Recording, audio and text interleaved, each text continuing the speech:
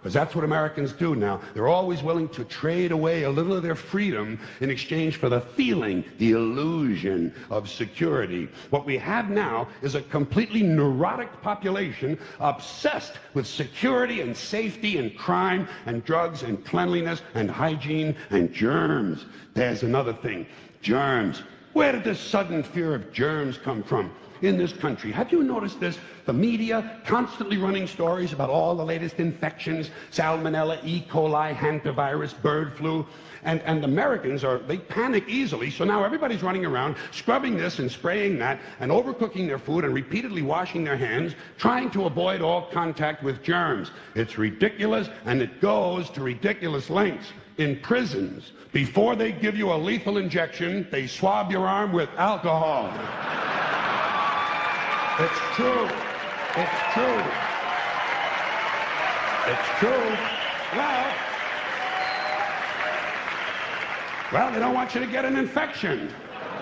And you can see their point. Wouldn't want some guy to go to hell and be sick. It would take a lot of the sportsmanship out of the whole execution.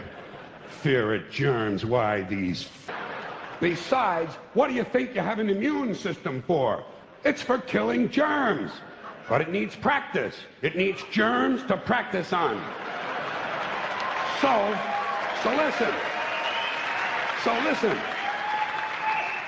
If you kill all the germs around you and live a completely sterile life, then when germs do come along, you're not going to be prepared. And never mind ordinary germs, what are you going to do when some super virus comes along that turns your vital organs into liquid shit?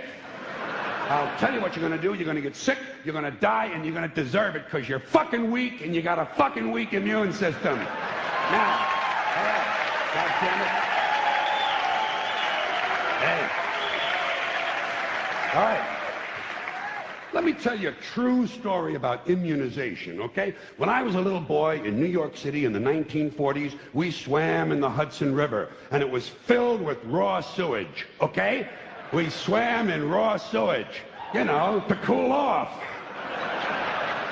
And at that time, the big fear was polio. Thousands of kids died from polio every year. But you know something? In my neighborhood, no one ever got polio. No one, ever. You know why? Because we swam in raw sewage. It strengthened our immune systems. The polio never had a prayer. We were tempered in raw shit.